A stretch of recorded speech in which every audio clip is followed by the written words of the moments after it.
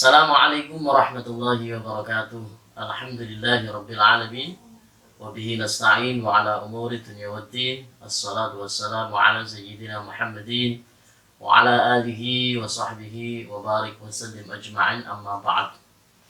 Teman-teman Pusat Studi Fatwa Institut Pesantren Matalibul Falah dimanapun Anda berada yang dirahmati oleh Allah Subhanahu wa Ta'ala.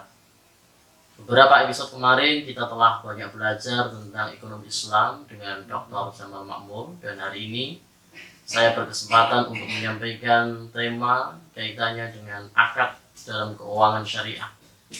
Jadi di dalam Al-Quran Allah Subhanahu wa Ta'ala berfirman, ya ayyuhalladzina amanu awfu bil uqud. Hai orang-orang yang beriman, penuhilah akad-akad itu. Dalam surat ini, dalam ayat ini dapat kita pahami bahwa memenuhi akad itu merupakan kewajiban yang disyariatkan oleh agama Islam. Maka dalam bertransaksi kita sendiri harus paham apa itu akad, syarat rukunnya bagaimana, macam-macam akad itu bagaimana. Maka hari ini saya berkesempatan untuk menemani teman-teman semuanya untuk membahas kaitannya dengan akad. Akad secara linguistik bermakna ar-rabtu, yang artinya menghubungkan atau mengaitkan, mengikat antara beberapa ujung sesuatu, yang mana lebih luasnya bisa dikatakan bahwa akad itu merupakan ikatan antara beberapa pihak. Jadi ketika dua orang sedang berakad, artinya apa? Dua orang tersebut telah membangun sebuah ikatan, yang mana ikatan ini berarti ada konsekuensi yang harus dilakukan oleh kedua belah pihak. Kalau wa'ad kan beda ya, wa'ad itu janji, kalau janji itu salah satu pihak yang terikat, tapi kalau akad, dua belah pihak yang berakad memiliki konsekuensi akan ketentuan-ketentuan ikatan atas akad tersebut. Secara istilah, akad merupakan hubungan atau keterkaitan antara ijab. Ijab di sini berarti pernyataan untuk memberikan atau melakukan ikatan.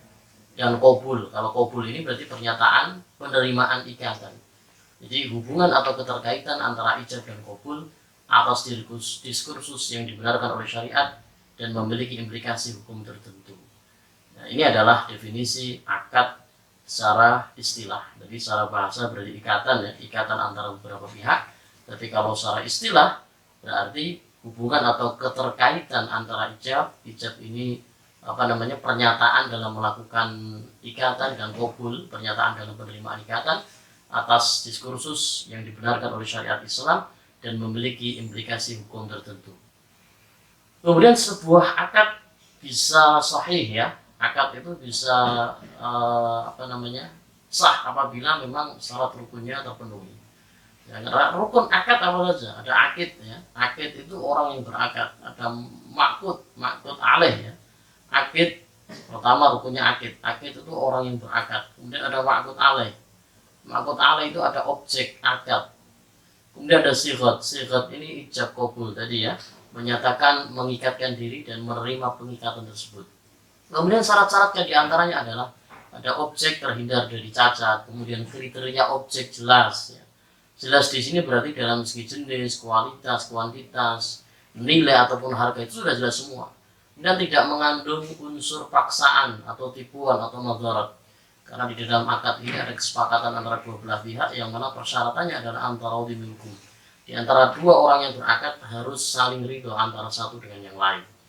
Demikian rukun dan syarat sahnya akad. Ketika kita berbicara kaitannya dengan keuangan, transaksi keuangan, maka dalam fikih muamalat ketika dilihat dari ada atau tidaknya kompensasi ya, atau keuntungan dalam sebuah akad yang terjadi, itu dibagi menjadi dua jenis. Jadi ketika akad ini dipandang dalam ada tidaknya dalam akad tersebut suatu kompensasi atau keuntungan, itu dibagi menjadi dua. Yang pertama ada akad tabarruk ya.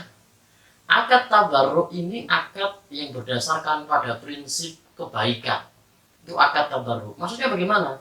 Jadi semua bentuk akad yang dilakukan dengan tujuan kebaikan dan tolong-menolong, bukan untuk tujuan komersil, ya, itu termasuk akad tabarruk. Jadi prinsipnya adalah didasarkan pada prinsip kebaikan. Di dalam akad ini contohnya adalah termasuk qardul hasan, ya, memberikan pinjaman uang kepada orang lain. Kemudian ada hibah, ada infak, ada wakaf, ada wakalah, dan masih banyak yang lainnya. Jadi ketika saya punya uang, saya pinjamkan kepada Mas Jaka, dalam hal ini menemani saya menjadi kameramen hari ini, ya.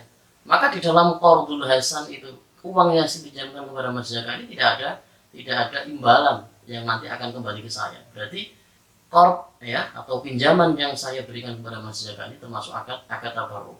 Jadi berdasarkan pada kebaikan, tidak ada nilai komersil di situ, tidak ada keuntungan yang kita ambil di situ. Akan tetapi biasanya kan yang namanya akad, ya, kontrak itu kan ada beberapa biaya administrasi, termasuk pembelian materi untuk kontrak tanda tangan. Kalau itu diperbolehkan, ya, kalau itu diperbolehkan. Tapi kalau mengambil manfaat, mengambil keuntungan dari akad tabarruk ini tidak boleh, karena akad tabarruk ini prinsipnya adalah prinsip kebaikan. Nah, yang kedua ada akad tijarah. Akad tijarah ini, kalau tabarruk tadi berprinsip pada kebaikan, kalau yang tijarah ini berprinsip pada bisnis. Artinya apa? Segala macam akad yang menyangkut profit transaction, jadi menyangkut dengan keuntungan bertransaksi. Akad ini dilakukan dengan tujuan untuk mencari keuntungan, karena itu bersifat komersil. Jadi dua akad tadi, ya, yang termasuk kalau kita berbicara dalam transaksi keuangan, ada dua akad tabarruk yang berprinsip pada kebaikan dan tidak merupakan akad yang komersil untuk mendapatkan keuntungan. Yang kedua ada akad tijarah, akad yang berprinsip pada bisnis, pada profit, ya, bersifat komersil.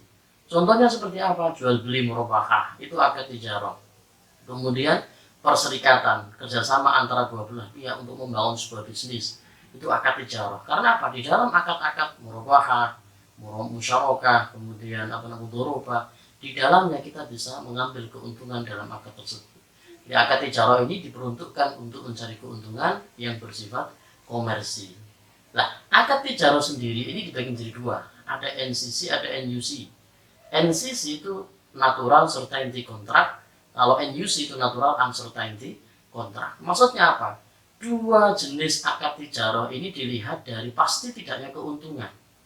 Kalau NCC itu keuntungannya pasti, di awal sudah diketahui. Jadi natural certainty contract itu kontrak yang keuntungannya sudah diketahui di awal. Contoh dalam jual beli murabahah, saya punya HP saya beli dengan harga pokok, ya, harga pokoknya 2 juta. Kemudian mau saya jual ke si A dengan keuntungan 200.000. Berarti 200.000 yang menjadi margin keuntungan saya itu sudah jelas di awal, bahwa dalam akad jual beli ini saya mendapatkan keuntungan 200.000. Begitu pula dengan ijarah, sewa menyewa. Saya punya kamera, saya sewakan kepada si B dengan uang sewa satu harinya itu 50.000. Berarti kan dari awal keuntungan sudah diketahui kepastiannya. Itu adalah natural certainty kontrak. Yang natural uncertainty kontrak itu kontrak yang keuntungannya belum jelas di awal, tidak diketahui di awal, kejelasan keuntungannya belum ada. Contohnya apa? Di dalam transaksi perserikatan, ya, ada musyarakah, ada mudharabah, di mana di dalam transaksi itu adalah kerjasama dua belah pihak atau lebih untuk membangun usaha atau untuk membangun bisnis yang pada dasarnya mereka berserikat. Kemudian kan tidak mungkin keuntungannya diketahui di awal, bisnisnya saja belum dilakukan, belum dijalankan. Maka dari itu, ketika tijarah ini dalam jenis NCC, berarti keuntungannya sudah jelas di awal, seperti murabahah, kemudian ijarah, ya, sewa menyewa. Yang NUC itu kontrak atau akad yang keuntungannya belum jelas di awal, sebagaimana musyarakah, mudharabah, itu kan di awal belum jelas keuntungannya, kita dapat berapa rupiah, kita kan belum jelas. Yang ada kan nisbah bagi hasilnya. Maka itu adalah jenis akad tijarah, ada NCC, ada NUC. Kemudian saya sedikit menyinggung tadi, ada murabahah yang termasuk NCC, ada musyarakah sama mudharabah yang termasuk NUC. Sebenarnya bagaimana atau murabahah itu ketentuannya, pengertiannya, musyarakah juga ketentuannya, pengertiannya, skemanya, mudharabah juga ketentuannya, pengertiannya, skemanya, itu bagaimana? Maka kita akan bertemu lagi di episode selanjutnya. Nanti akan kita bahas, ada murabahah, ada musyarakah, ada mudharabah. Ini yang bisa saya sampaikan kaitannya dengan akad, tidak banyak, tapi semoga bisa memberikan ilmu kepada teman-teman semuanya. Dan tentunya juga kepada saya. Semoga apa yang saya sampaikan menjadi bermanfaat untuk kita semua. Wa'afu minkum wallahul muwaffiq ila aqwamit thoriq. Wassalamualaikum warahmatullahi wabarakatuh.